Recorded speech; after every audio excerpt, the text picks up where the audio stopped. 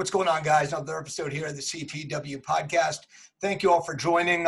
Really appreciate the support so far. I know we say it every week, but definitely appreciate the support. I can't believe how much this thing has grown. Just checking the stats a little bit ago, our Dan Ricker episode is now at like 1.4 thousand viewers or something like that, which is outrageous.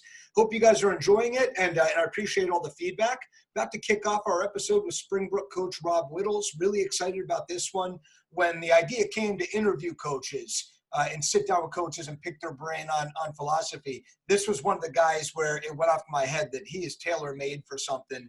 There's a lot that you can learn from somebody like him, and probably because of where he's located out in Montgomery County and not having the publications that cover wrestling as much as the Baltimore metro area, sometimes he flies under the radar a bit, but definitely had some great insight and was able to share a few stories there along the way. Really enjoyed having it. Before we get started with this episode is brought to you by the MSWA, the Maryland State Wrestling Association. It's an affiliate of USA Wrestling, providing everything: tournaments, workout sessions, clinics for both coaches and wrestlers, all sorts of things. I talk about all the time about my progression as a wrestler happened in the off season, not in season. And I really encourage people to take part in some of these local tournaments and training opportunities that the MSWA provides. You can't go wrong with it. It's also brought to you by Ground Control Mixed Martial Arts. Ground Control is the premier mixed martial arts facility in the Baltimore area. It has classes in Brazilian Jiu-Jitsu, MMA, kickboxing, boxing. You name it, Ground Control has got it. I'm a member there myself. I have been for several years. When I got out of wrestling, I was looking for something to fill that competitive outlet. It's I found it in jiu-jitsu and in MMA. So I fought for a little while, a few years, and then moved over to the grappling side. Now I still continue to grapple and compete. It's taken me all over the world. It's really been a lot of fun. Ground Control has locations in 3 different areas. It's in Columbia, Rosedale, and Owings Mills. So definitely come and check them out if it's something you're looking to get into.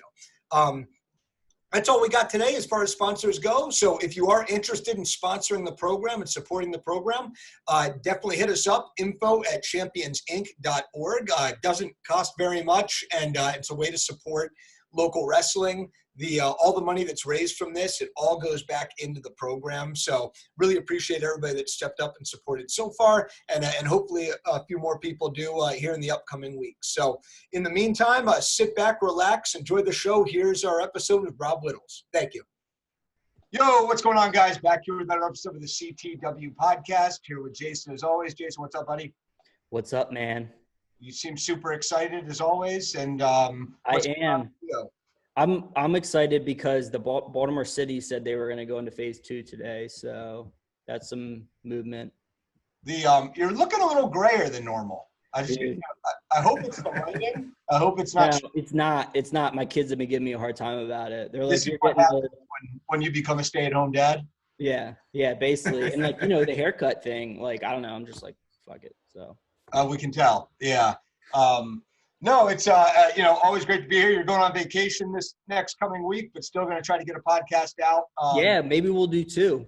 Yeah, so trying to rush it. I know that Justin Wallady and who coaches the MSWA women's program, also Woodlawn High School, and Waddy wants to do his MSWA episode. I guess he said there's some big things coming up. I think it probably has to do with some of the announcements with restrictions being lifted, but has some announcements to make and wants to get on and answer everybody's questions and talk about the direction of the MSWA. So hopefully we can make that happen and maybe in the next 2 weeks get out about 3 episodes.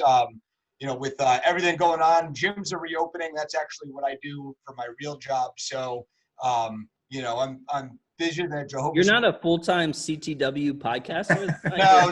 I'm right now, this time when gym's about to reopen, having all my members, I'm the only point of contact for them, really. It's like I say I'm busier than Jehovah's Witness walking into a store that sells doors wholesale. Like they just don't know what to knock on, It's I've got so much going on right now, but I'm still gonna try to do this. This is kind of my, I have to be honest, like the podcast is less of a job and more of like a break for me.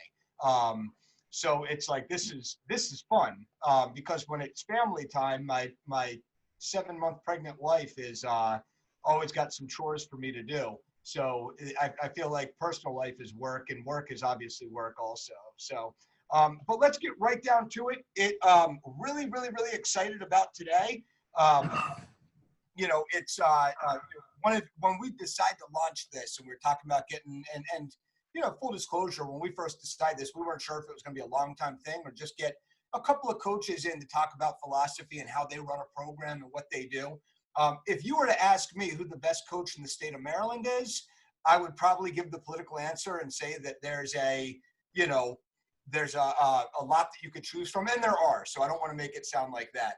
If you twist my arm, I train jiu-jitsu, so I should be able to defend that. But if you hold a gun to my head, I won't have an answer. And if you make me come up with something, this guy's going to be towards the top of my list. Super excited for this guy. Rob Whittles, what's going on, buddy? Hey, man. How you doing today? Good. I am really, really, really appreciative of you coming on, picking your brain. It's exciting for me to learn from any coach, but you especially, ever since we connected. You've been a great resource for me personally, and I'm excited that you could be possibly a resource for people that are tuning in. Awesome. Thanks, man. I'm really excited to be here. Always happy to talk wrestling with you guys, so let's have at it. Cool. Yeah, so how's the while we're coming towards the end of it, hopefully, how's the lockdown treating you? I know you have 3 little ones at home? Yeah, 3 little ones. They're all actually under 5, so it's a madhouse here. We got a 4-year-old, a 3-year-old, and then a daughter just turned 1. We've been outside a lot. We get in the woods a lot, let them play in the creek, and we actually were just hiking yesterday for like 3 hours. So we try to get them out as much as we can because the 2 older ones are boys and they're nuts, and they're always running around playing, doing crazy shit all the time. So yeah, I can imagine. Like it was, this. Fortunately, the way the timing worked out, the high school season, we were able to finish states, and then like pretty much the next week we got put on lockdown. And during the season, it's crazy. You're away all the time, and you're just busy doing stuff, and you kind of miss the kids and the wife. And so having this happen right after the season was kind of nice timing. I didn't think it would ever go this long, but it was nice having like some time at home with everybody. Good. That's great. Now, knowing you, I'm guessing you've at least been able to dedicate a little bit of time. How many wrestling instructional DVDs have you watched during this lockdown? Because I bet you're working overtime on that since you can't find a mat to get on. No actual DVDs that are new, but a lot on YouTube, a lot on Flow Wrestling. They just had that the Green Country, whatever it was, in Oklahoma, that John Morrison, who's actually working out in Montgomery County now, running a new club, was down there helping with. But they had some really cool ones on there, some clips on there. And then just finding some YouTube stuff. I even scrolled through Twitter, and Chris Ayers from Princeton was doing like a technique a day on there, and was doing a lot like finishing singles and some other things. Yeah, I've seen some of that. That's been really cool. Yeah. It has some weird like Zoom backgrounds in there sometimes, but it's good stuff. Yeah, I have no idea these Zoom backgrounds people get, but yeah, it's like he's in there with his daughter, son, and he just shows something. And there's always a couple little technical points you're picking up in there. So it's been more with those, no full-on DVDs, but I'm sure that'll come up soon. Freiert, just peek behind the curtain. I don't know if you know this or not, but I went to Rob probably a year ago and said, hey, like, I'm struggling with this aspect. I think it was setups and just like relaying my information on how to get the kids to set. Do you have a good resource for me so that I can? And he shows up with a bag. It was a grocery bag, and it must have had 15 to 20 DVDs in it. And it's like Rob Cole. I know there's a Doug Schwab one in there. John Smith. There's so many different ones, and it's like you could tell he's like not only he didn't just put them in and watch it. It was like, oh, this one here, like, he's going to be a little bit long-winded, but it's like they're studied, and he was able to kind of prepare me for each. I got a tutorial on each one, especially I would start with this one, and it was amazing. I'm telling you, the guy is a student of the sport. What do you think? Have we seen the best of you yet, or do you think you're still on the upward with your improvement as a coach? I know how much that you study and that you that you try to improve yourself year after year. Do you think you're still on the upward? I hope so. Otherwise, I need to retire because I'm the worst. But I think every year, you try to keep getting better. You try to learn more. There's always something new you can learn. So I think you're always trying to do that, even if it's not something technically. There's only so much you can teach during the season. The time's limited. So you can't overload your kids too much. So you keep learning more. Like the more you're going to put in during the season, something might have to come out. But I think even if it's not learning something technically, it's learning about like sports psychology or, how to motivate kids, or you're learning, maybe something. I actually just signed up for a summer class I'm going to do this summer, since we probably won't be as busy, on coaching female athletes. I know you guys said something about having Justin Wildy on. I think he's doing a great job. But, now that women's wrestling's growing a lot, I'm trying to, maybe learn more about the differences in coaching females against males. So I think there's always something you can get better at. You can't ever sit and rest because there's other coaches trying to get better. So if you're not trying to get better, somebody's going to catch you eventually. So I hope we haven't seen my best yet, but, try to keep getting better there. Sure. Well, you can't do much. 2 state titles in a row at Springbrook. There's only so much that you can do, especially, when you're at a public school program like you are in Montgomery County. I'm going to put you on the spot. Do you have, we're going to go 2 different questions. Do you have a well-known clinician that you really like? It's kind of your go-to guy, somebody that everybody is going to know? Like that I've learned from? Sure. Kerry Colott, I'd say it'd have to be first. And obviously a lot of people in Maryland know him with his time here. But when Kerry first came to Maryland, it was probably 2000, I think it was 2006 that I first got in touch with him. Was that spring. I actually sent him an email, like he was just starting up some of that Colott stuff. He was at St. Paul's, trying to get everything going. And I shot him an email like, hey man, is it cool? And he was doing like a Tuesday, Thursday night in the spring. Said, is it cool if I come by and just watch some practices? Like, I just want to watch and take notes. I need to, I want to learn from the best. And he emailed me back like within the hour and was like, come up, I'll have you help out a little bit. I can even give you a little bit of money.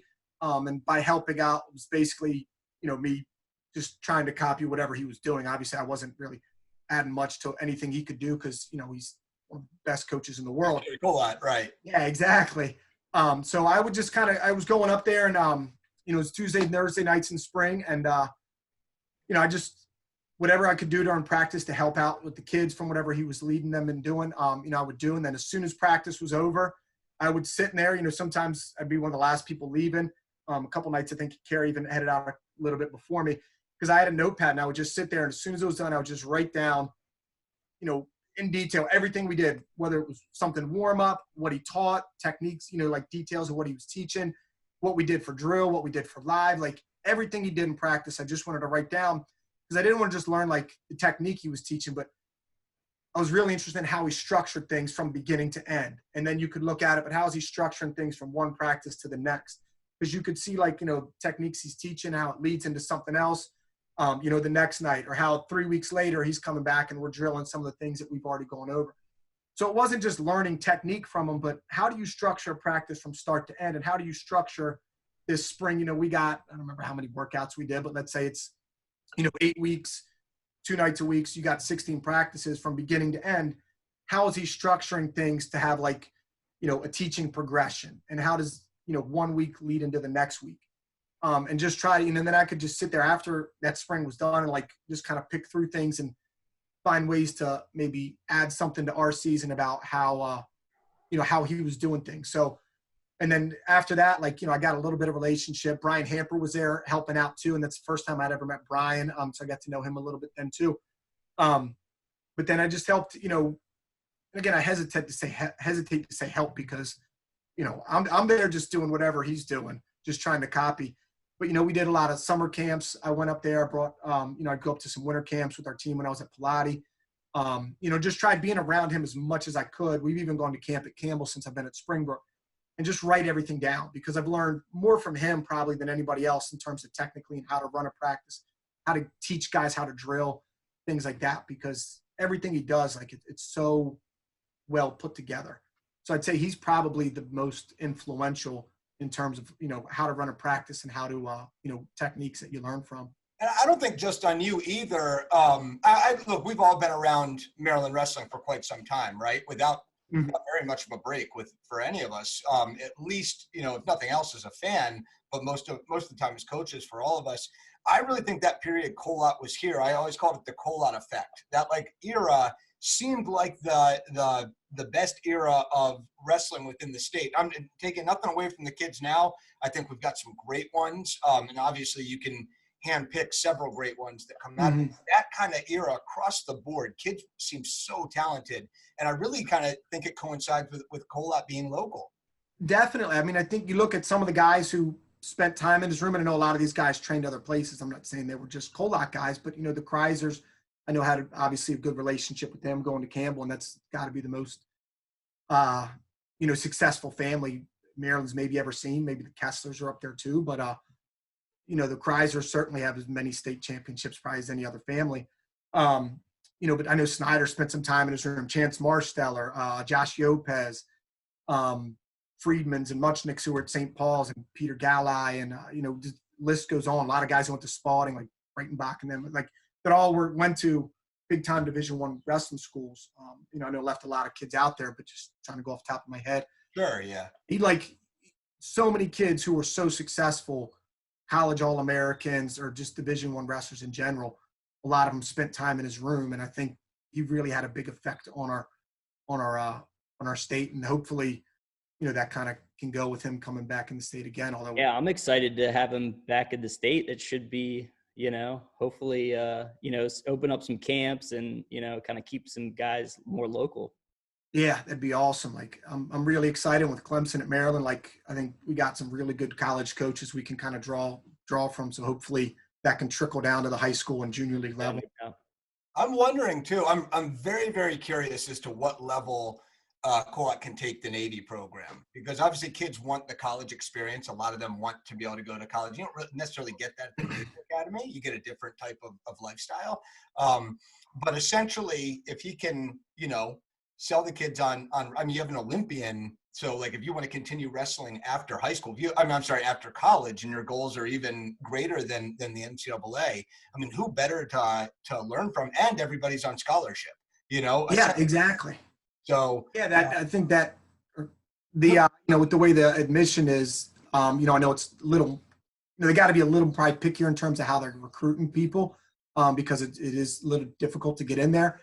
But yeah, I mean, the money's a huge thing. The wrestling room is like 6 full mats. I think it's one of the biggest rooms in the country. So you got the resources, you got the coaching. I know Dean Heil just went up there to be in the RTC, so they're bringing in guys like that. So I mean, it's going to be a really cool thing to watch, you know, and they can recruit nationally too with, you know, something like Navy. They get kids from all over the country. So I don't know, it's kind of exciting. I think Clemson's going to do good at Maryland. Like, hopefully some of these collegiate programs can really take off to that next level. No, that's what I think with Clemson too. I think when that announcement was made, maybe people just weren't familiar with them. Mm-hmm. But if you look at, you know, he spent so much time on the Missouri staff, and if there's a blueprint for taking homegrown talent, you know, a lot of those guys in that Missouri lineup who were very successful were Missouri natives that maybe may or may not have been known quite as well coming out of high school, but turned into well-known names at the collegiate level. I'm excited to see if he can do that with Maryland wrestlers. So he definitely knows the blueprint for it. And I'm super excited about it. I really hope both of those guys will come on at some point, and we get to pick their brain as well. What about different directions? Is there anybody that flies under the radar that you think is a really good resource to learn from, as far as either on video or live at a clinic, that most people don't know?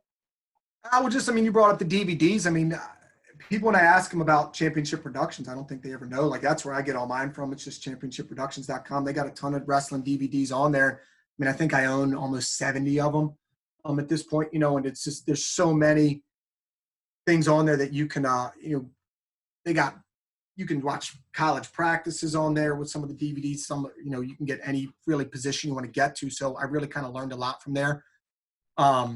The NWCA has technique clips on there. So if you have a membership to NWCA, I've watched a lot of them there. I remember I did one of the things that Waddy ran at Bel Air High School a couple years ago.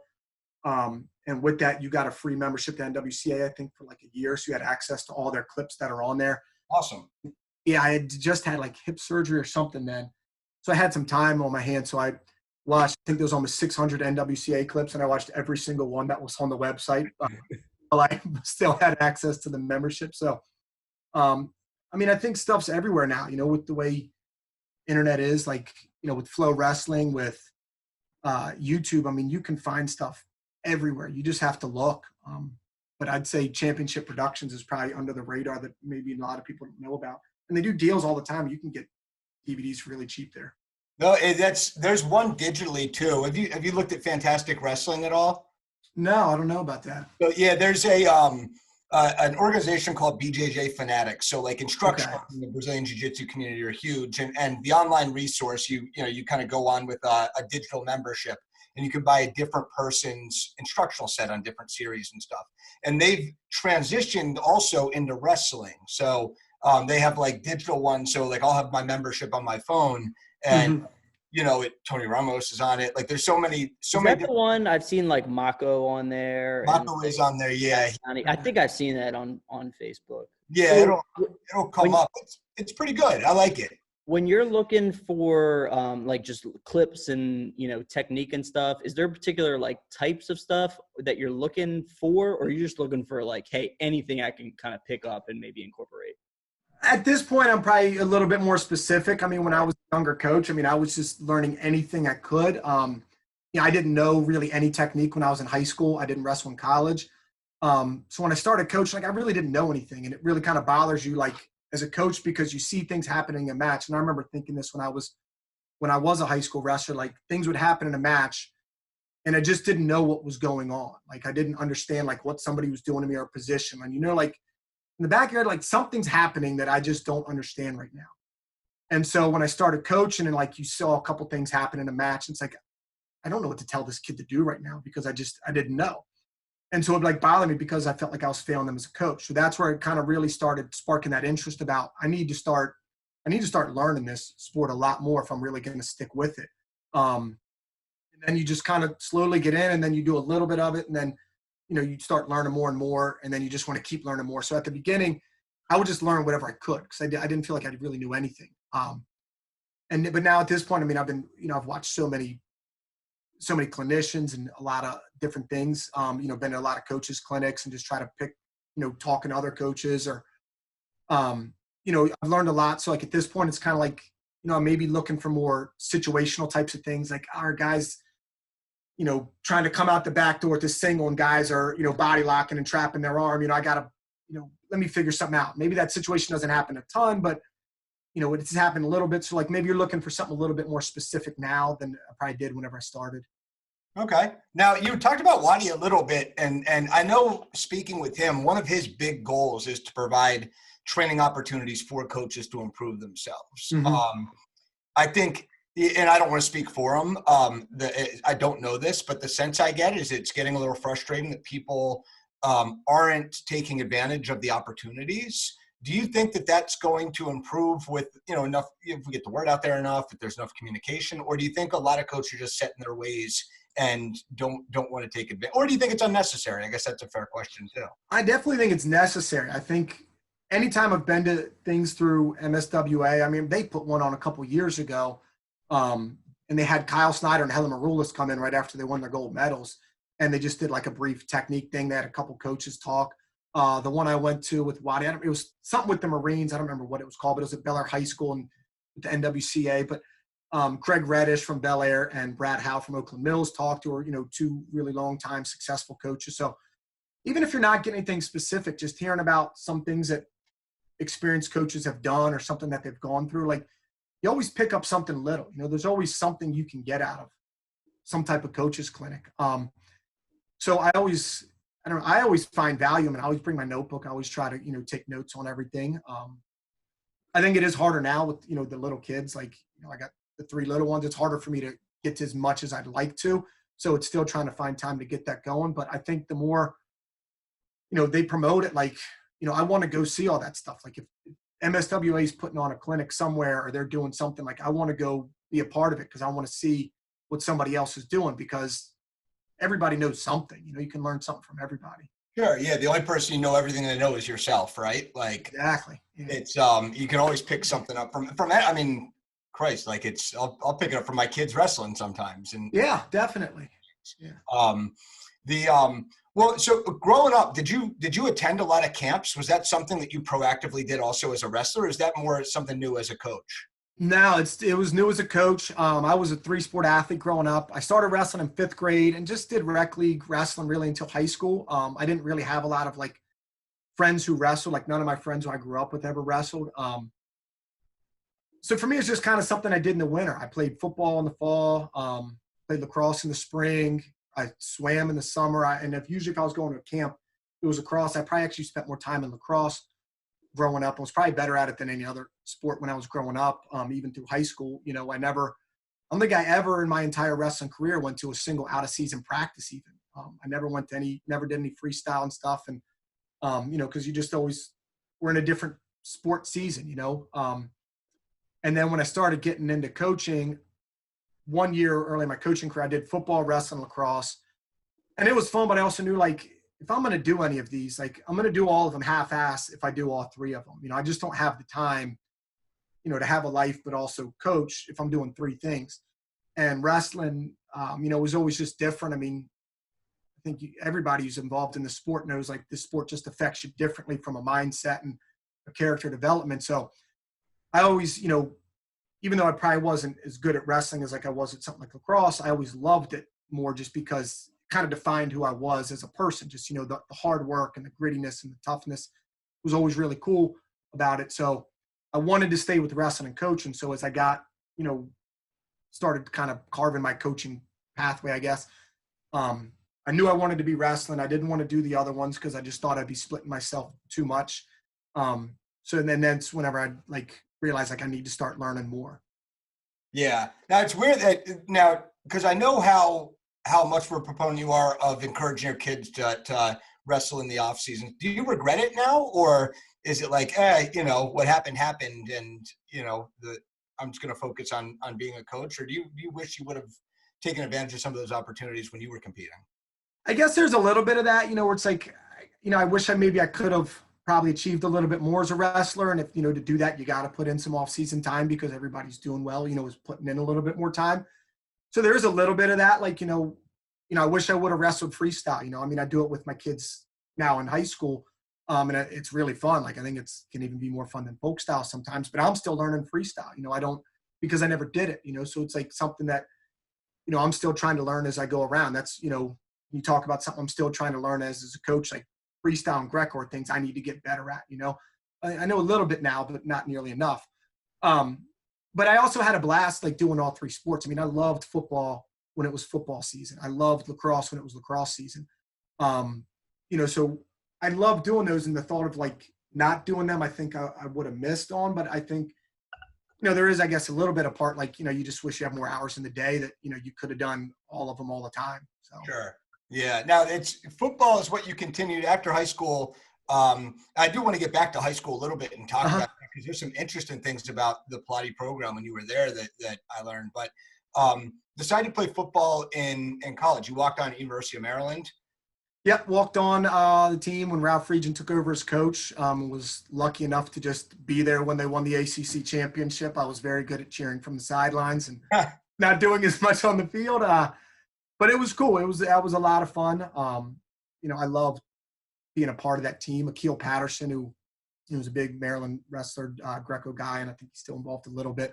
I think he was a redshirt on the team the year we won the ACC. So he was around there. Was that the Orange Bowl year? Yeah, we lost. Did you get to go? What's that? Did you get to go to the Orange Bowl? I did not. No. It's that was. I'm going off memory here. I remember watching it, and it was like right at the very beginning. Didn't Maryland score or something like that? And it's like it's going to be a game, and then Rex Grossman woke up, and it was like, this isn't a very fun game to watch at all. I don't remember if we scored early or not. But I do remember Rex Grossman and Jabbar Gaffney having a lot of yards and scoring a lot of points. I don't remember how that game went from the start, but it didn't go the way we wanted. But that was still a really cool thing to be a part of, you know, like getting into, you know, just watching the team. Because at the beginning of the year, we weren't in any, like, rankings or anything. Nobody expected Maryland to be any good. And then by the end of the year, I think, like, the team was cracking, like, top 10 in the country, or at least, like, kind of in that mix. So it was really cool to, like, you know, be there and, I don't know, just going to practice every day. Like, you know, you're winning. It's fun. Guys are doing good. Like, you're working hard. It was was a really cool thing to be a part of. And like, how often does Maryland get to go to the Orange Bowl? Like, that's pretty cool, you know? Yeah. Like never. I don't know why. And Jason, I wonder if you remember this. It's stupid, the things that you remember, but AIM, like instant messenger, was the big thing then. And I remember during the Orange Bowl, I went over to, I went over to get on the computer, and you had an away message up that said, Grossman. Ooh, gross, man. And for some reason that sticks with me. I remember, and it was during that game? It was, yeah. I know where I was, and I can't remember where I put my car. What year was that? That would have been your second year of college, my first. Okay, so that was, I was at Maryland then, yeah. Yeah, so it was, I don't know, like, I can't remember a damn thing, but for some reason I remember your AIM away, and anybody that tunes in that is below the age of like 35 is like, what the hell is that message? What is he talking about? But aging myself a little bit. Why football and not try to walk on the wrestling team? And I know Maryland traditionally has a really good lacrosse team. But what was the wrestling team like back then? I actually had class with a couple guys on the wrestling team. They were okay. It was before that year. I think it was before Santora took over, but I don't remember exactly when he took over. But I know that's when they really started taking off. Honestly, like wrestling, I love it. Like I said, like it's a part of who I am. But like football's fun, and like there was more prestige. And I was like, if I'm going to go, like I want to be in like this big sport. Like, you want, like, it was a little bit like I want to be a big man on campus, and I think I can play with these guys. So I wanted to go, try and play against them. I thought it was just like maybe a little bit more of a challenge. Like, wrestling, you can grind your way through a practice, and it's, you can, fight and scrap and, hang with some of those guys. But like football, like we had some NFL players on that team. It's like, I want to go test myself against some of these guys who are going to be some of the best in the country. And I wanted to try to, like, not that team was easier. Obviously, wrestling practice, I think our high school practice are still harder from a physical standpoint than our college football practices were. But, just you're going against some of these phenomenal athletes. I was literally the smallest kid on the team.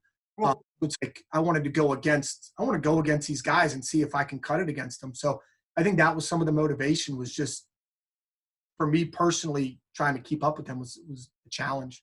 No, for me, it would be, well, I need to do whatever I can to meet girls because I'm not good looking, smart, or nice, or funny. So, football season comes first. If I can make the team, maybe some girls will think that I'm cool and stuff like that. Yeah, I got to a couple parties that the cheerleaders held, and like there was a couple cheerleaders from the Redskins and Ravens there, and it's all like some football guys, a couple basketball guys, and that's when like Juan Dixon was there, and I think it was that same year we won the basketball championship. I think so, yeah. No, yeah, it was. I think 2002 was. Yeah, so like, those guys are there. Like, I don't know, it was cool. Like you felt like you were something a little bit more special than you probably were. So it was yeah.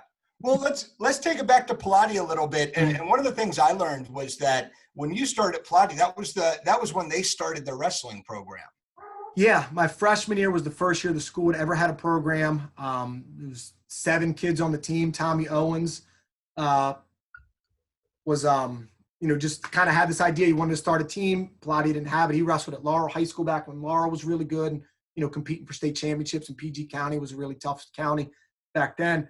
And he wanted to start, a new program, and just basically went to the AD and got everything rolling, went to Pennsylvania, picked up a mat that actually happened to match our school colors, brought it back, and, really just did all the heavy lifting to get that thing going from nowhere. And, we had 7 kids my freshman year, and 5 of them were first-year wrestlers, me and then a kid, Joe Copsey, who had wrestled at Laurel and transferred over.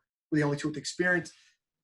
And then by the time I graduated, we had almost 30 kids on the team, and, we finished with the 500 record, which, isn't a great accomplishment, but coming from, in 4 years from scratch, I think that's pretty. Yeah, and it was, I think we wrestled almost an entire JV schedule that first year. So it was just kind of cool to be a part of that process and watch that program really grow. So were you always going to go to Pilates? Like you kind of play the what if or what could have happened. What if they never started a program? Would you still have been a student there and just been a 2-sport athlete? Probably. The school we would have gone to was Laurel High School, and they didn't have lacrosse at that time. I don't think they had it as a varsity sport. I think they had already dropped it. And my brother went to Pilates. He's 2 years older than me. And my parents really liked the school and they wanted to send us there. And like I said, I mean, it wasn't anything special as a wrestler. It was just a rec league wrestler. So it's not like I was anything, coming out where I was going to go to any school and like be a dominant wrestler. So, I was going there no matter what. Oh, okay. Yeah. And then you continue coaching there right after college, or was it? Yeah, I kind of helped out a little bit. You're kind of living the college life too and having fun and, playing football a little bit. So I got in the room a little bit, during all my college years. Helped out, I was probably there, I don't know, maybe 50% of the time, maybe some weeks less, maybe some weeks more. Tried getting to most of the tournaments on the weekends if I could. And then every year just kind of did a little bit more. And then when I graduated, just started doing things a lot more full time. I got my degree in physical education, so I knew I was going to be a teacher, and kind of made the decision, like when I chose PE as my major, that I wanted to be coaching. So, just kind of always had that interest in it, and then it just kept growing every year. Yeah, and was it just the connection that you had with the wrestlers, which made you decide to focus on that sport, like you were talking about earlier, like the bonding experience? Yeah, I think so. And I think there was something like really special about being with the team from the first year it starts. It's like, this is my program too. Like Tommy started, he's the coach, but like I'm the freshman when this starts, and I was the first one to be like, 4 years going through because there was no other freshmen on the team. Whenever I started, we ended up getting some kids who were my same grade, like as sophomores out. It's like I was like the first one to go through as a 4-year wrestler, and I just felt like I felt a lot of ownership over the team, and I really loved wrestling for Tommy at Pilates, and he was a great coach, and ended up being in my wedding as a groomsman, but just the life lessons he taught you and everything like that. I mean, he was so much on just character and how wrestling helps develop you as a person that it really just resonated with me. And that I love that environment. I just wanted to be around it, coaching with him. And the more I coached with him, the more I kept learning from him, and we just got to be really good friends. So it just kind of happened to be in the right place at the right time, maybe as a freshman, and then things just kept growing from there. It's funny, and it's how you talked about how Coach Owens was one of your groomsmen. My coach in high school, Toke Barbosa, was one of mine as well. Jason, yeah, it's awesome. My best man at my wedding, and it's kind of cool just the different connections. And your wedding, Jason had a smaller wedding. Did you have a best man, or because I remember speaking at your wedding? Oh yeah, well, my dad was my best man. I didn't really have a groomsman, but yeah, you gave a I did a toast thing. Yeah. So it was very good. It was very eloquent. I mean, I would imagine so. And then so you end up coaching with Tom Owens after once you get into coaching, you're an assistant. Was it the entire time? Was he there at Pilates when you started there?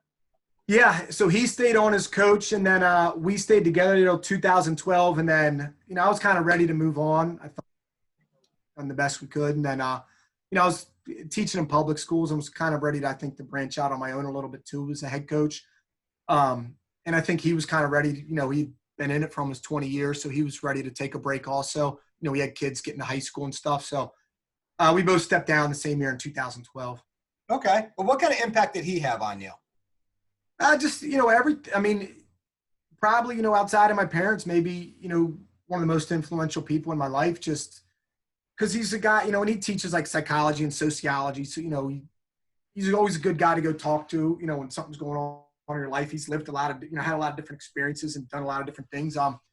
So he's just a guy, like he just was so much about the life lessons in wrestling, that's what our team was just always about, just learning and coming together. Like he was so good at bringing people together, in a group and just getting them to buy into something and getting you to believe in yourself, getting you to, be tough and, just all those high character qualities that wrestling can, I think, develop more than any other sport. He was so good at bringing that out of you. So I just learned a lot about him, about just how to be a man.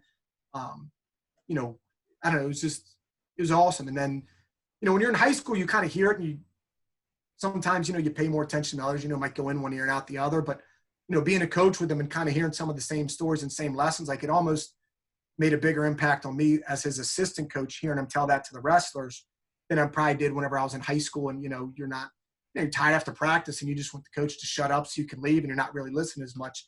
when I was coaching with him, I probably paid a little bit more attention and learned even more from him then than I ever did when I was a wrestler. It's something, yeah, you don't always think about it, but even as an assistant, sometimes it's your job to kind of pick the brain of the head coach and allow him to groom you a little bit. I definitely have felt that myself personally when I was coaching with both Sean Gertch and Toke Barbosa. So no, that's cool. Now Pilates isn't really considered at the private school level. It's nothing disrespectful, but not one of your private school powerhouses. Yeah, we were down for a while. Like, we weren't ever anything special for a long time. So it's disrespect taken. What do you think they would need to do to reach the upper echelon, or is it possible? And if it's not, then why wouldn't it be? I mean, that private school stuff's tricky. It's a different ballgame there. Some administrations are very open to helping kids out who are going to come to school for athletics. They let you recruit a little bit more. They maybe give you a little bit more flexibility in certain areas. Now Pilates, we never really had any of that. And it's a really small school. Like, I think when I graduated there, we had less than 450 kids total in the school. You only got like 200. Not the graduating class you're talking at all. Total. Yeah. Our graduating class was barely over 100. It's a pretty small school. So it just, right now they don't even really have a restroom. They got like 4 circles. Because they got kicked out of the old wrestling room. It's tiny. I don't even know. Yeah, I saw a picture of it. It's almost looks kind of like a little shed, kind of. Yeah, it's all it is. It used to be the band room, and like when I was there coaching, we had a full wrestling room, and then they were trying to like build the football team up a little bit, and they kicked the wrestling team out and sent them into what used to be the band room, and there's like 4 circles now, and they made what used to be our sweet wrestling room that had, the coach's office next to it. It was a great room. Is now a weight room. So I was kind of bummed when that happened. That didn't take place till after we had left. Okay. And then you said you took a year off and then ended up at Springbrook? Yep.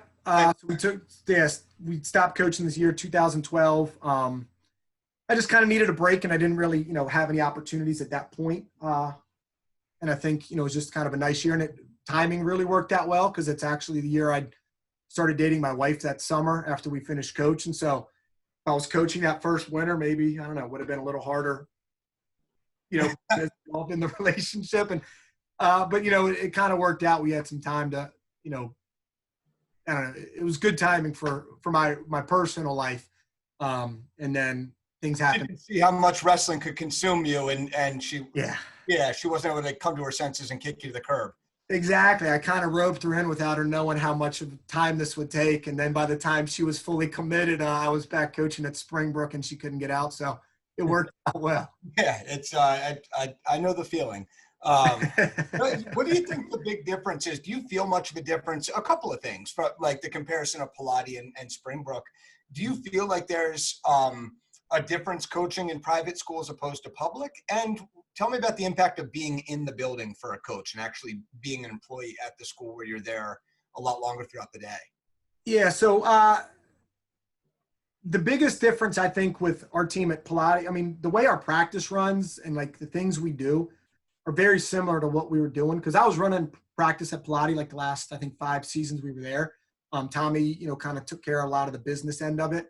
And he pretty much just let me do whatever I wanted with practice. I set the schedule. I ran practice, taught everything we needed to teach. So what we did at Pilates and what we do at Springbrook is similar. Obviously at Springbrook, it's a lot bigger. So, Pilates, we were recruiting kids out of the hallway. I don't think we ever, when I was there, had more than 1 or 2 kids on the whole team who would wrestle before high school. Wow. The way we built our team at Pilates is really similar to what I do now at Springbrook, which was really a help because Tommy was so good at getting kids out of the hallway and getting kids to come out for the team. Like, in a school with barely 200 boys, we'd still usually have 30 kids on the team because he would do a good job recruiting in the hallway. So I learned a lot of that from him. So that being in the building is super important. I don't think I would have taken the job at Springbrook if I didn't get a teaching job in the building, because I think you have to be, well, I shouldn't say you have to be, but it really, really helps to be there. Being in the building, you're seeing the kids all the time. So you know which kids you can kind of talk to or what kids might fit a wrestling mentality. I can check on their grades. I know teachers. So if something's going on, like I can go to this teacher, like, hey, what's going on with this kid right now in class? Like, and I got a pretty good relationship with a lot of teachers there. We get a lot of support from a lot of people in our building. at Springbrook. And I wouldn't have that support if I wasn't in the building. You know, if something goes on that AD needs to talk to me, his office is literally like one floor right above mine. So we can talk really quick. I just think it makes things, you can respond to things a lot quicker. You can help a lot quicker. But I think the best thing, and I probably didn't realize this enough whenever I was at Pilates, is your relationships with the kids on the team are so much stronger when you're in the building because you're seeing them all day, every day. You know, I get kids on my team who are in my class, you know, and you're just seeing them every day. You get to know them so much more, and you get to know them more as a person as opposed to just knowing them as a wrestler. And so that trust develops a lot more. And then when you're asking them to do something in practice, they buy into what you're doing. You know, they trust you, they believe you, they see you every day, they know you care about them. So that relationship is just so much stronger being in the building, that it just makes such a difference. I don't know if our team would be accomplishing what we have the past couple of years if I wasn't there. I think that's really made a huge difference for us. Sure. Yeah. And I do love hearing the story of your team. You know, talk to me a little bit about, you know, about your guys, because a lot of them are homegrown and some aren't even from the country, you know, and, you know, like it was just really cool for me to hear that story. So talk to me a little bit, especially about your lineups the last couple of years. Yeah. Lem Satterfield actually called us the United Nations in an article he wrote about us last year. And when we got our state championship rings, we got United Nations engraved on the inside because the kids thought it was really cool. But yeah, we got kids from everywhere. I mean, it is homegrown. I mean, the two teams who've won the state championships last year and this year, we didn't have more than 4 kids on the team who'd ever wrestled before high school. So 10 of those starters, you're grabbing out of the hallway and just trying to coach them up. So it's kind of really came from scratch. And even some of the better kids we had aren't kids who were junior league kids. It's kids who we got out of nowhere. So, you know, that, again, being in the buildings really made a big difference with that. And then the kids coming from everywhere, like it's so cool. And that's, you know, you asked about the difference in Pilates and Springbrook. This is definitely another huge difference. I mean, Pilates, you know, it's all mostly like local kids. I mean, at Springbrook, we got kids from, I can't even count how many different countries. Obviously with Pierre and Desayev Jean, you know, being from Haiti, Gene Mahul, who graduated last year, was also from Haiti, and he's the one who kind of recruited those two when they came to Springbrook to come out. You know, you learn about – I've learned more about the world probably as a coach at Springbrook than I ever did before, because when I get a kid from another country, it's like I'll go on Wikipedia and try to just learn something about their country just to know about where they came from.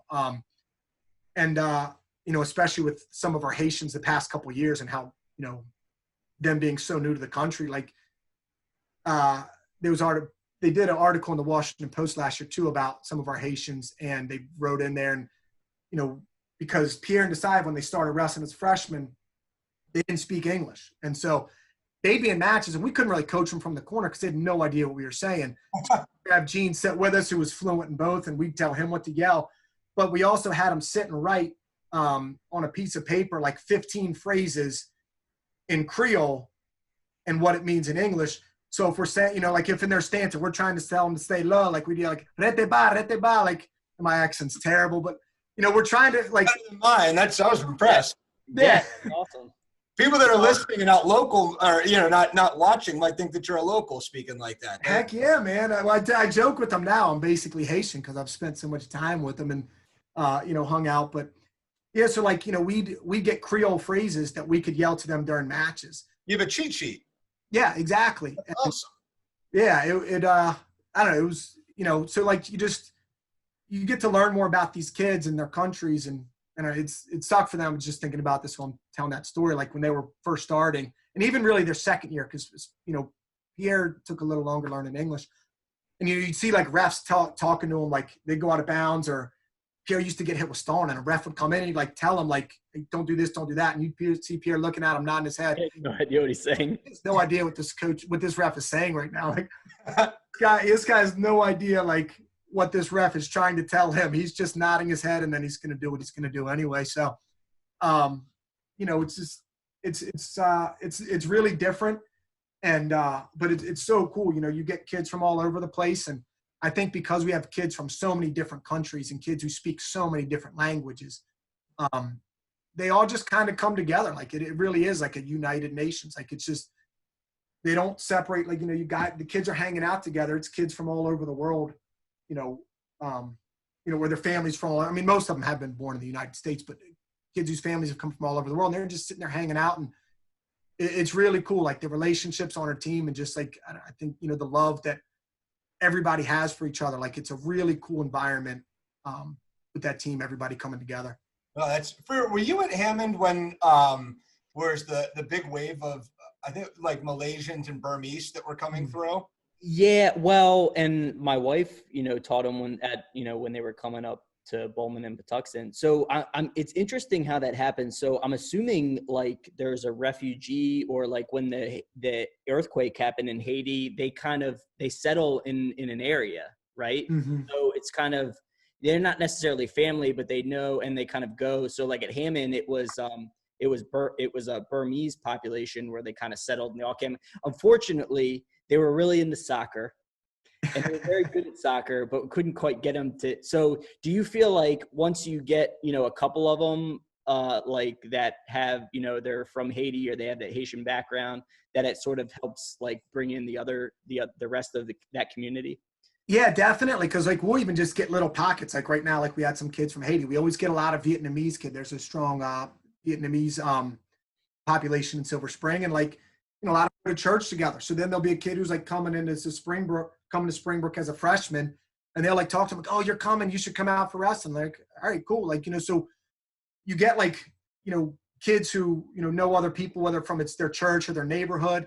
And then they come and it's like, hey, come do this. And then I think the kids are more open to it because it's like, all right, I know this kid, I trust this kid, this kid, he comes from where I come from. Like, I can go do this with them. They're not an outsider. And we have people literally from all over the world that like, so many countries in Asia, Central and South America, different countries in Africa. So like, they're coming out to wrestle. It's like, these guys are coming from the same place I am. They're a little bit more open, I think, to trying it because, there's somebody like them.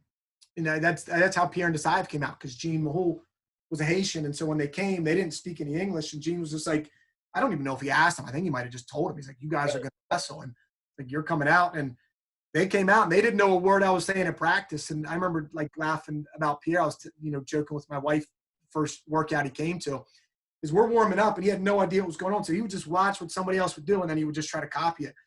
And, you're almost like coaching him like he couldn't hear. Like I'd like try to demonstrate something and I'd be like, no, don't do this. Like, showing it the wrong way. And then I'd show him how to do it and like give a thumbs up.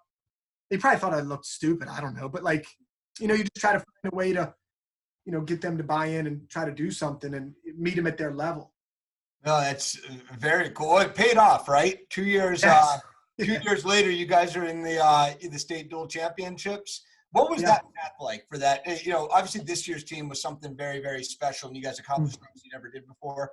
But the previous years where you guys, it's weird because to me it felt like you guys came out of nowhere. I'm sure that you didn't. I'm sure that it was, you could see the progress year after year. I guess starting off, do you feel like your location, because of media coverage for whatever reason, and the Baltimore Sun's not included there, do you feel like sometimes you guys fly under the radar and maybe not get the respect that you deserve? Maybe a little bit. Maybe some of that too has to do with not having a lot of junior leaguers, because I think the junior league community in Maryland, I don't know, I might be wrong because I'm not in it. So people who are junior league guys, feel free to correct me, but I feel like that community is kind of small. Like they all know each other. The best kids in junior league all know the other best kids, and they do, they'll go to, whatever tournament, dual meet tournaments together. They'll go do stuff in the summer together. And then for high school, they kind of split up, but they all know like, oh, the best kids are going to this school, or, they rest. So like, I think like they kind of have an idea of each other. Since our team doesn't really have that connection because of junior league, they don't know the other best wrestlers. So I don't know if sometimes people like, maybe look at our team as a team who's, like last year especially, like I don't think anybody really saw us coming a lot. I think a couple coaches in Montgomery County said to me, like you guys are going to be pretty good next year. And I'm trying to downplay it. And I'm like, I don't know, man, we got holes here and here. You're trying to downplay your team a little bit. But, I think maybe part of it with the location, because there isn't, like right now, there's not even a local paper at all in Montgomery County that covers sports. Wow. So you don't get any local coverage at all. A huge community too.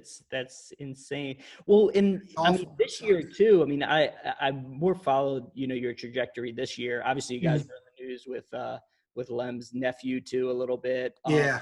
But you guys, I mean, lost to you had a couple of losses in Montgomery County right before. So, coming in and then you avenged, who is it, BCC? Yeah. Yeah. So, Yeah, BCC beat us early in December, and then we had the first round of state duels. yeah, and you got him. And I remember talking to a couple of people, Noggle in particular, and like they were like people were pretty confident of you guys flipping that one. Were you guys confident of flipping that? I knew we had a chance. I don't want to say confident. I mean, I thought we had a pretty good chance at flipping it, but when we wrestled them the first time, we had 5 starters out. So when we started this season, we had our 106 had a dislocated elbow, so he was out. Our heavyweight actually dislocated his elbow also in football. Our 106 did it at a scrimmage. Our 182 had knee surgery for a torn meniscus, missed the start of the year. Our 195 broke his nose and had surgery, missed it. And then Armand Nettie was obviously missing, with his transfer being held up. So when we wrestled BCC the first time, we were missing 5 guys. And so going to that dual meet, we knew, we probably weren't going to beat them. They're a really good team. And Nick Arnone, their coach, is a really good coach. So we knew that was going to be a tough matchup in December. But, I remember we had some guys who wrestled tough, and like we bumped Pierre up to wrestle one of their good guys at 138. Pierre beat him in a close match. And we had some other guys like who wrestled really well. So even though we lost him, I think we lost him by 19. I thought the way we wrestled was really good, especially for it being an early season match. And I remember when the match was over, our guys were pumped up, like they weren't discouraged because they knew who we were missing. And, the kids we were missing were state qualifiers. Our 182 was, missing Armand, and our 182, Anthony Gomez, are both kids who finished third in the state. So you're missing multiple state qualifiers, 2 kids who finished third in the state, and guys are still battling. It's like, we're going to be all right. Like, we're going to get our lineup back eventually. Like, just keep wrestling the way you're wrestling. Things are going to come together. So when we wrestled them in December or at state duels, we knew we were wrestling well at that point, and we had everybody in our lineup that we needed. So we felt like we had our best chance at that point. If we lost to them, we lost because they were better. We weren't losing because of other things that happen, other things that come up. That's kind of how that went there. Losing to Damascus and Blair this year also, they were both 3-point losses, and, we were missing 2 starters for each of them also. So we actually we wrestled Blair in the region finals and ended up, avenging that one. And then with Damascus, we lost 2-3. And then we're lucky enough to beat them at the county tournament and end their streak. So it's kind of like nice, like the 3 losses we had this year, we came back and had a chance to beat all of them again, and were able to do it the second time around. So yeah, you're saying all these names. It's nuts how tough Montgomery County is. Growing up, it was traditionally like a powerhouse county in in 90s. It looked like it dipped off a little bit there. It's, again, not trying to disrespect anybody, but in the last few years, it feels like it's really, really, really come on with both wrestlers and teams that are very successful, very tough. What do you attribute that to? I don't know exactly. I mean, obviously Damascus is kind of its own beast. They have that feeder program that comes right in, and Eddie Obendorfer was coaching the junior league for a long time and also helping with the high school, and his kids were in junior league and then coming up, and, was a really big influence there. And, I teach with John Ferguson, he's a really good dude. I mean, they got their stuff together in Damascus. Maybe it's people trying to catch up. I know they've been somebody we've been trying to catch for a couple of years. I mean, my first year at Springbrook, when we lost to them, I remember telling my wife, I was like, they're better than us now, but like, we can catch them. I don't care if they're getting more junior league kids. It took me way longer than I thought it would to catch, this year getting them at counties. But, every year it's like, what do we got to do to beat them? I got to keep hustling because they're better than us right now. So maybe everybody's been trying to catch up to them. I think, we also have really good coaches there. I mean, obviously I referenced Obendorfer from Ferguson at Damascus. Nick Arnone at BCC is one of the best coaches in the state, great technician, does a really good job. Tim Grover, who's at Blair, came in and took a team who, when he took over, had like, I think 15 kids the year before, 16 kids. And within his first year or two, they were up to like 45 kids. And now they're traditionally a team who's, always in region finals. They're always, somewhere around, maybe an others to watch or a top 20 ranked team. Like, there's a team who is still going to keep building because he's done a really good job there. Tim Lowe at Churchill was in the state finals 2 years ago. Does a really good job. Sure. I think there's a lot of really good coaches in Montgomery County who do a really good job. And I think our county is just big and competitive that if you want to do well, you have to keep up. So I think everybody's kind of trying to, play up there. I mean, even, Whitman's not been as strong, but Derek Mann and Whitman, the couple years when I first took over was like a powerhouse team. I could go on more and more. Poolesville's always they had a state champ this year and, fights in that 1A, 2A West. It's tough. Like there's just so many good coaches and teams that it's really, if you're going to do good, like you better be the best. Yeah. It's just a shame that there isn't better coverage, Yeah, and I know it sucks. I feel like it's just, you got a lot of very, great coaches and great teams and great wrestlers that just don't get the recognition. I think is kind of fun. It's one of the fun things that come is seeing your name in the paper or having your team, read the article of a match. There's no papers anymore. It's all the internet. Whatever. So a news publication that you look at, the Baltimore Sun. But no, and you said that you work with Coach Ferguson, head coach from Damascus. Mm-hmm. Is it the tensions run pretty high? I can't imagine it being like a shit talk fest between the two of you. Or if it is, it's got to just be in jest. Yeah, not too much between me and him. Rob Whittles, who was the head coach at Springbrook before I took over for 19 years, really good coach. And he still helps with the Outlaws now with Noggle because of he stepped down to go help the coach his kids more. But he's the third PE teacher in that office. So the three of us are all, there's a lot of wrestling talk all the time. Wendell probably talks a little more trash to Ferg than I do. I was going to say, I could see Wendell busting some. Yeah. That doesn't surprise me at all. Yeah, he cracks me up. So he gives him a hard time. Ferg, I think, just tries, being polite because, he's in Springbrook. So I think he doesn't like running his mouth too much. But, if he comes in wearing a Damascus shirt, and me and Rob are both Iowa fans and Ferg's a Penn State fan. So if he comes in wearing Penn State stuff, like, we'll give him a hard time and let him know that, we don't want to see that in our office. But, there's a little bit, when we have them in dual meets, especially these past couple years, because it's been a little bit closer, it's a little bit, it's a little bit of a different vibe, and especially the day after,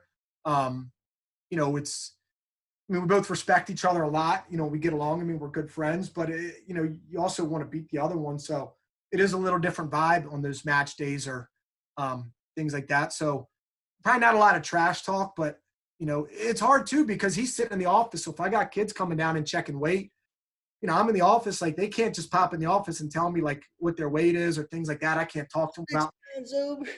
Yeah, I know. So I'm like, what? Yeah, you just say it in Haitian. Yeah, exactly.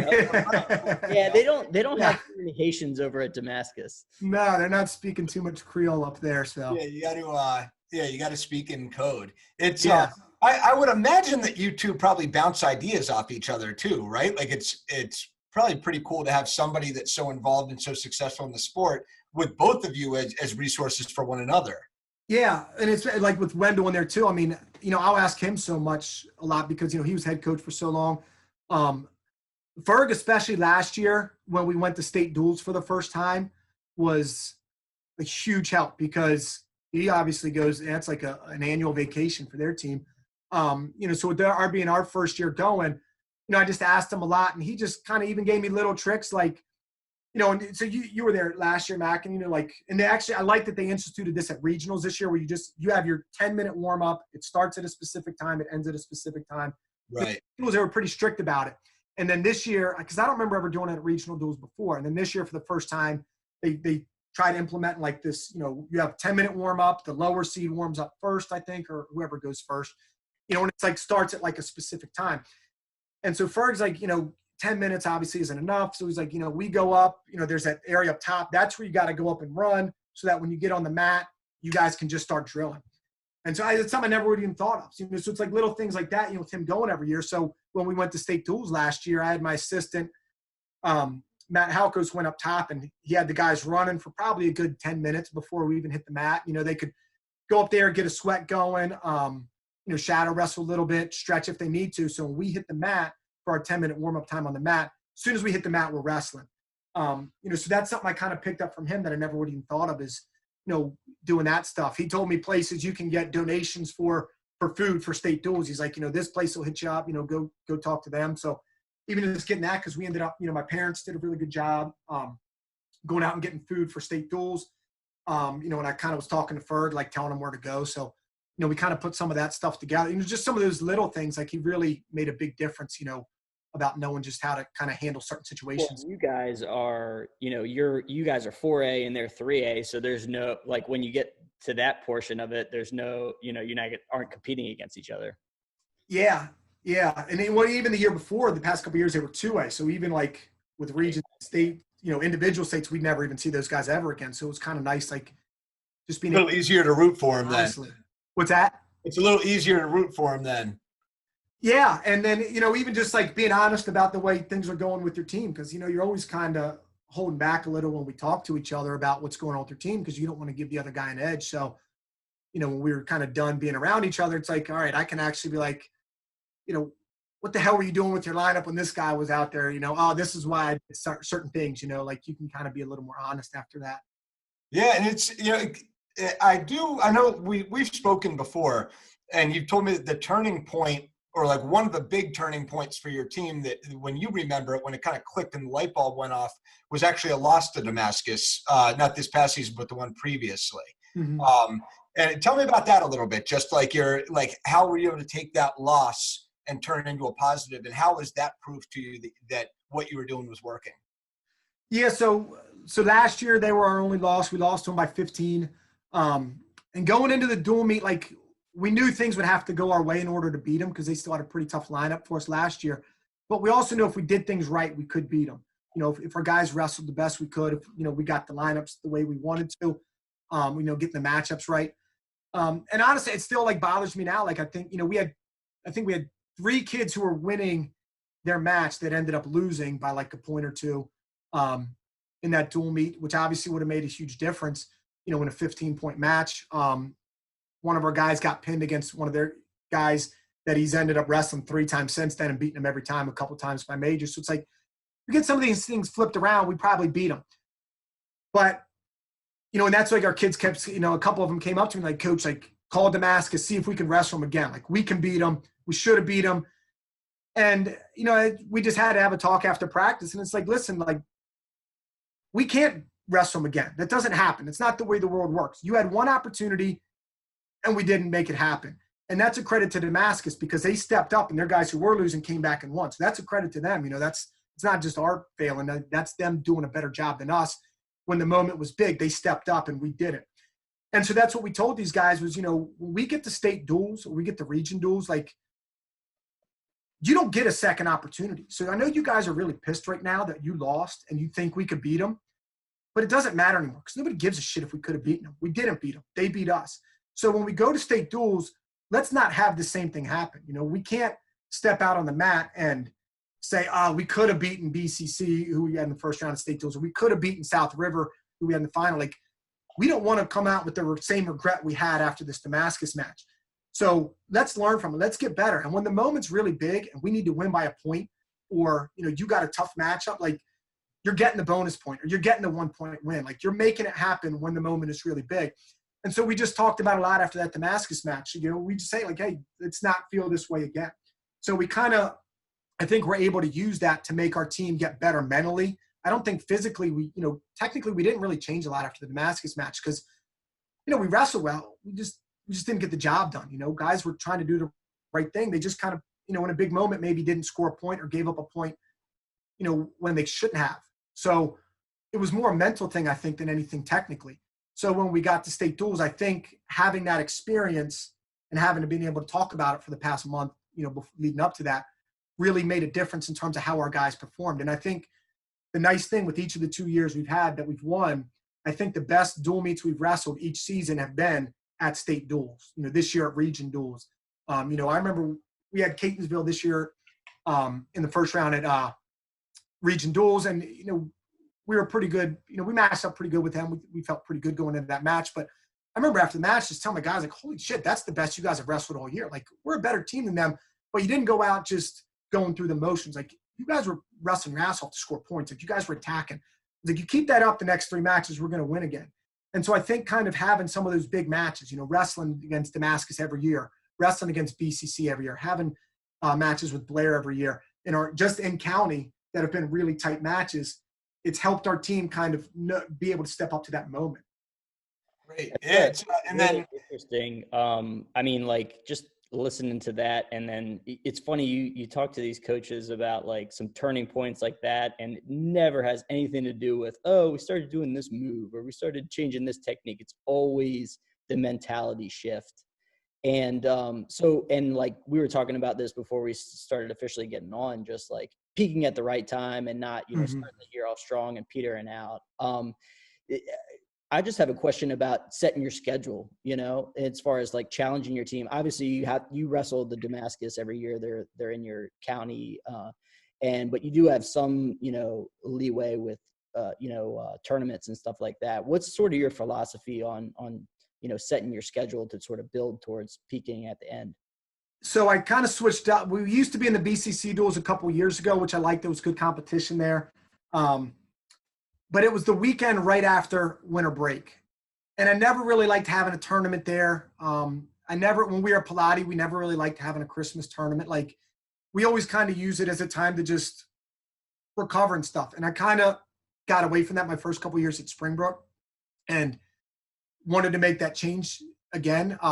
So what we do now is I always like having a dual meet tournament really early in the season, like the first weekend if we can, like we go to Aberdeen duels now.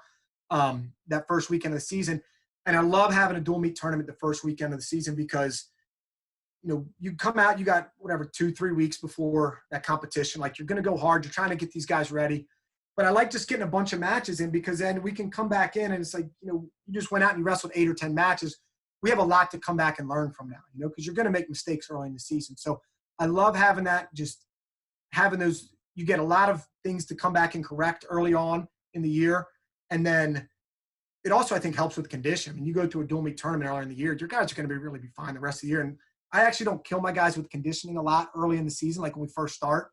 We drill really hard, but we're not running a lot. It's kind of like we're going to get in shape at this tournament. We might not be in the best shape going in, but we're not trying to train for this dual meet tournament. We're going here to get better. We're not going here to be the best we can be all season. Like, this dual meet tournament is to kind of kick off our year. So it's kind of the way I approach it. I always like having a dual meet tournament early in the season. And then I like getting another tournament in December. And what we've done the past couple of years is a hybrid tournament in Virginia. And it's nice because we're the only Maryland team there. So it's all different competition. They bring in Pequosan, who's won the 2A states in Virginia. But Virginia's got 6 states. So, it's well, they've been around for decades. Yeah, it's a really good team. They come up, and with the past couple of years, we battled them. We've been able to beat them out the past 2 years there. But they got some really good guys. I think this year we had 4 or 5 head-to-heads in the finals with them. So I like having 2 tournaments in December so we can go really hard early in the year, hit a dual meet tournament, still keep practicing hard, hit another tournament, especially a hybrid where you're going to get a lot of matches. Because at that point, you almost get to Christmas break with maybe 20 matches under your belt. You got a lot to learn from. Your kids are in pretty good shape, but they also maybe start getting a little beat up. And then over the break, I actually kind of slow it down. We always do a movie day where we'll watch the Colot or the Terry Brands thing on Flow, or we watch Vision Quest with them instead of practicing one day. We'll play some more games over winter break. We really slow things down a lot. We'll give them maybe a couple extra days to take off, especially now since we're hitting state duels. Your season, you're almost adding 4 dual meets on when you go to region and state duels. So I think you kind of almost need a little bit of time in the middle to just recover physically and mentally, especially when you're going hard early in the year. And then most of January is just our county dual meets that we're going to have with our county schedule. And then we host a Grapple in the Brook. We always do it Martin Luther King weekend. So that's usually the only tournament I like having in January. So we go kind of really hard early in the year, kind of recover over winter break. And then, we just come out and start really attacking some dual meets and get the Grapple done. I grappled the Brook. You remember that one, Freiert? Yeah, Mackin. I ran out. I got kicked out. It was and so did Barbosa. We both got booted, and we had a couple of finalists, and Freiert had to coach the finals all on his own. Nice. Left me alone. We had 1 or 2 wins in the finals though. Yeah, I think we had 2 champs, but Vince Tawil was a freshman. He was wrestling Ryan Conroy, and they'd wrestled together forever. And there was 3 seconds left in the match at one point. I'm sitting in the corner watching, and Vince is on bottom, and Ryan hasn't even touched him yet, and the ref blew his whistle. And he was like, they like both looked at him like, what? And the ref's like, come on, guys, like action. But the ref's back was to me, so I couldn't hear what he was saying. So I see Vince turn around and like he was losing. He had to go for desperation. So he turns around, just like lunges at him. I thought he flipped and went to fight him. So I like headlock him, I think. Yeah. Yeah, it looked like he was throwing a punch to me. So I just bolted out there, just like full spear head on, and tackled him. I think I missed him actually. Like I think I over him because I'm uncoordinated and clumsy. And it was just one of these crazy things. They booted me from the tournament. Toke had already had a warning. He might have already lost a team point for arguing, and the ref goes. I just remember him saying, hey, since, this is your second one, you are out too. And he's like, that's fine, I'll be out, but I'm going to earn it. And, then he just starts ripping into the guy about how terrible he was doing all weekend. But, yeah, I don't think it stopped us from being invited back, but we didn't go back after that one. We get some openings that could always bring Hammond back for you, Ryan. Yeah, all right. Yeah. I feel like we can make up for it. Yeah, well, I think my days at Hammond are over, but no, it's Owings Mills can be welcome back next year. We'll recreate it. Yeah. I appreciate it. It's now in 2018, you guys won your own tournament. Have you won it every year since then? We won it 3 in a row. The last 2 years, I think Cape Henlopen from Delaware has been right there with us. So last year, Sherwood was really close with us too. Sherwood had a really tough team last year. Them and Cape were right there. This year, I think we only beat Cape by 1.5 or 2 points maybe. Oh, wow. Okay. The close race is actually we couldn't run in the morning because there was some snow and a couple teams couldn't come back the second day actually. So we were running all the finals matches at once, and like literally the last match of the tournament is the third place match, because we did all placement matches at the same time for each weight. So it's the third place match for heavyweight is finishing up. The finals had already finished there. And it's a Gaithersburg kid wrestling a Cape Henlopen kid. And if the Cape Henlopen heavyweight wins, they would have passed us. And the Gaithersburg heavyweight is like 5'2". So imagine this. But he catches the Cape Henlopen kid in a headlock and sticks him. And I think our team celebrated more than the Gaithersburg team did. And they went nuts because we held on. It was really fun. So it was kind of an exciting finish. Oh no, it's definitely just cool to hear about how this, especially this senior class, kind of how they've progressed year after year. With the group that you had this year and even last year, obviously, do you structure practices differently now than you would have, say, 3 or 4 years ago? No, not terribly. So my first couple years when I was at Springbrook, like we had really big numbers. I mean, we're usually low 40s or upper 30s. My first year we ran 2 practices and I just couldn't do it anymore. Like after that first year, it sucked. We did it like maybe the first month of my second year. I'm like, I got to stop because it kills you. You're running practice for almost like 4 hours straight. And it just wears you out and it's just hard to have that energy for both of them. I think Beechner kind of alluded to that. Right. You guys too, like it kills you. And I just couldn't do 2 practices. And I don't like doing 2 anyway, because I like, especially with our kids coming in who don't know how to wrestle, I'm more, instead of like, they don't know how to wrestle, we got to teach them basics and keep them away from these other guys. It's like, they don't know how to wrestle, we got to catch them up. So I want them with these other guys so that they can kind of drill with them sometimes and they can go live with them when they start learning a little bit. And we can try to, maybe catch them up to speed a little bit quicker because they've missed out on years of junior league experience. So we still always now, like at the beginning of the year, we run probably the first 3 days I do 2 practices just to kind of, because I don't need my experienced guys coming in the first 2 days teaching them how to do a penetration step or a hip heist or a double leg. They'll come in and they'll drill a little bit harder while we're going over some of the basics with the newer guys. And then after 3 or 4 practices, we put everybody together, do drill groups of 3. I make sure we always have at least 1 veteran and 1 new guy in each group. The third guy can be whatever. And then after like a week, and we have to make cuts too, because our room only has 8 circles. It's a pretty small room. I don't like making cuts, but just with the numbers in the small room we have, like, wow, we have to do it. Most part, it's always the older kids. I don't ever want to cut a freshman because you never know how they're going to develop. Right. Goofy little freshmen who end up by their senior year, like, kid, even just like a region qualifier, like, and like a good dual meet kid, like they can really come along. But I don't really take any first year juniors or seniors. And if it's a first-year sophomore, unless they're like a stud athlete, like those are usually the kids that we're going to be getting rid of. But so we always cut some kids just to keep the numbers down.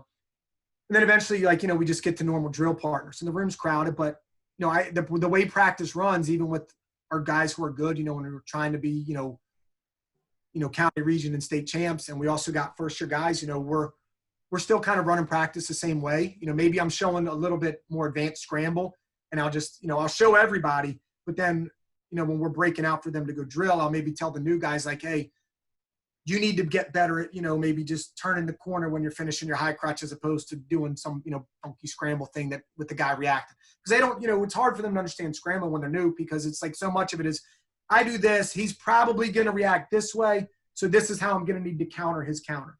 And then your first year guys don't understand that because they don't understand how people react. Right. Yeah. You keep drilling this, you can watch when we're showing this, but when you're drilling, I want you just to still finish, doing whatever, a basic type of thing. And some of the guys learn really quick. So maybe, you'll let them do it. You just kind of try to go around to different groups when they're drilling, like get better at this first, or you can keep going along with this. Yeah. And having both Halkos brothers are still coaching with you, correct? Yes. Yeah. Okay. They've been with me for a while now. And you had them at Pilates. You coached them at Pilates and then brought them along to Springbrook. That's got to help some too, just having two guys that that you can count on who've been through your system, know how you teach, and can then help out, like kind of walking around the room, delegating and stuff like that. And they, what kind of help have they been for you? It's huge help. It's huge. Number one, because they're young and I've had a lot of surgeries at this point, so I don't like going live anymore. So I can throw them out to wrestle with the kids all day and they do a good job. But, more so like they're both were really good technicians. But with them, neither one wrestled junior league before either. They were kids we got out of the hallway at Pilates. So they're really good to talk to these kids about like the learning curve of starting in high school and being, pretty good. They both finished national prep All-Americans by their senior year.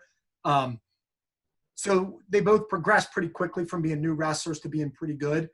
So they can kind of help the guys who are new on our team. Like they've been through what they've been, what these guys at Springbrook are going through in terms of learning how to wrestle in high school.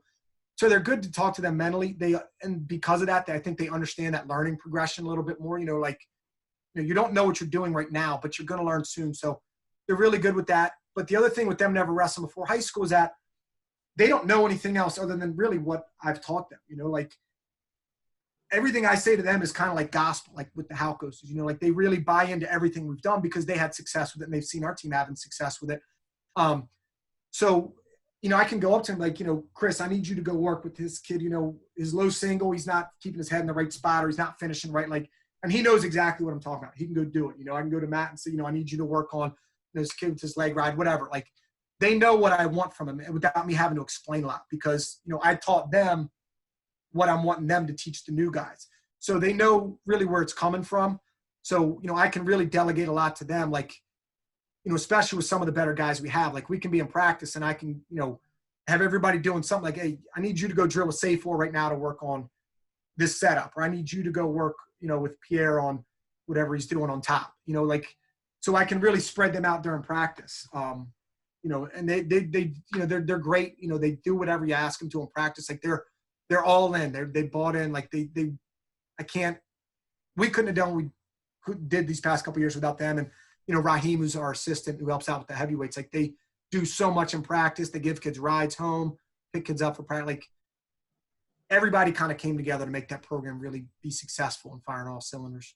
And successful it certainly is. I feel like these shows always fly by so quickly.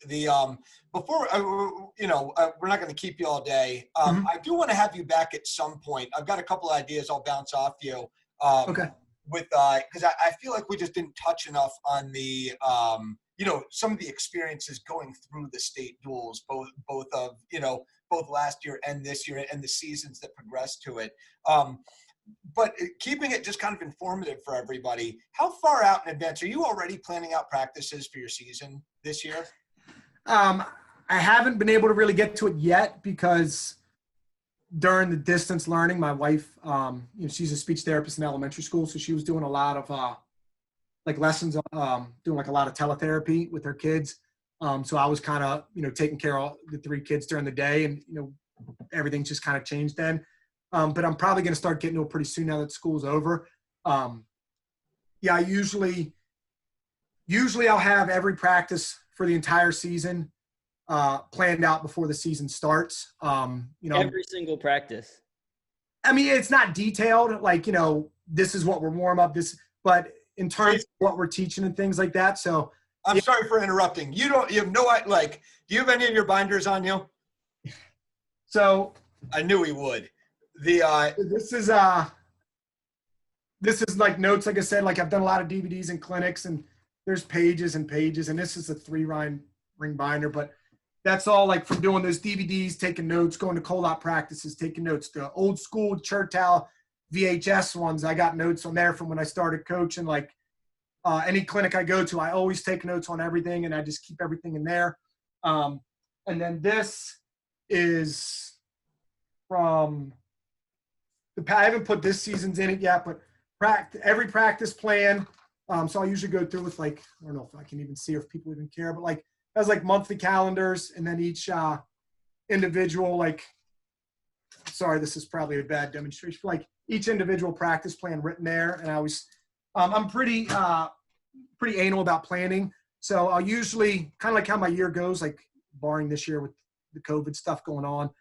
Usually spring is when I'll try to watch as much video as I can. I also like kind of recap on like things we did good at the year before, things we need to get better at. I always talk to my seniors when the season's over, like asking for their feedback, because usually they're a little more honest because they're not coming back the next year. So I'll tell them, like, you need to tell me, like, if I'm screwing something up, like, be honest with me. Like, let me know how to do it better. And I tell them, like, yeah, I'm not coaching you again. Like, you're free. So, like, if you think I suck, like, tell me now. Like, how can I get better?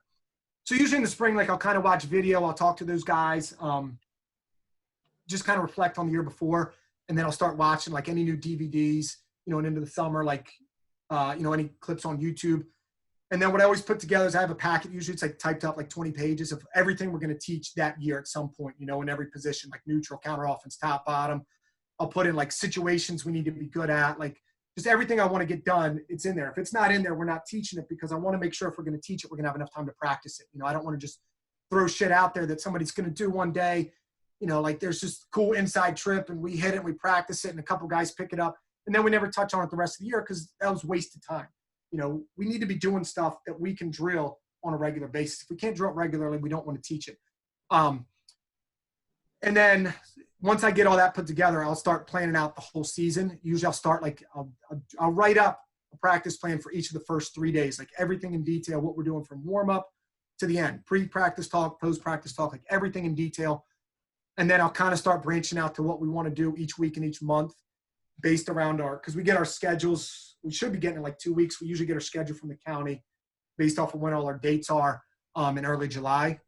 So once I have that, then I can start looking at, I always know the tournaments because we send those in, but like picking around the dual meets, like this is a dual meet we need to really be peaking for. This is a tournament we need to be peaking for. And kind of start create like, what we're going to teach every day throughout the season.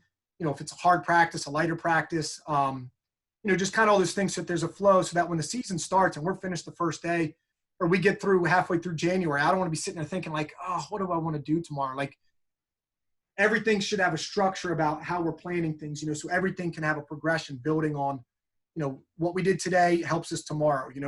Maybe this is something that's really advanced that our guys need to know, but we don't need to know it in December because we don't need to be at our best in December. We need to be at our best at state duels, at the state tournament, for individuals. Like, so maybe I have a little bit more time to wait on this, even though it's something that I think is important. We got to get these basics in first, and the foundation of what our system has to be in first, and then we can branch off. So yeah, I haven't started yet, but I'll probably, by the time maybe September rolls around, hopefully have a pretty good idea of what we'll be doing every day. That's all. And you call it anal. I say it's just super prepared and the results show. It's, definitely incredible, being able to connect with you over the last year or so. It's you've been a great help to me. You probably don't even realize how much of one, and definitely have loved everything that you've been able to offer me and been a resource for. Is there anything else going on that you want to touch base on before we let you go here? No, I mean, nothing too specific. I mean, said something about coming back on and talking more in detail. So I'd love, I'd love that opportunity. There's 1,000 other coaches I'd like to hear from at some point too in the state. We got a lot of really good coaches. But nothing too crazy going on. But things are good at Springbrook. I love it. Kids are great. Coaches are great. My family's great, and they give us a ton of support around that team. So it's a really good thing, and hopefully we'll be able to actually wrestle next winter. I appreciate it. Jason, do you have anything, buddy?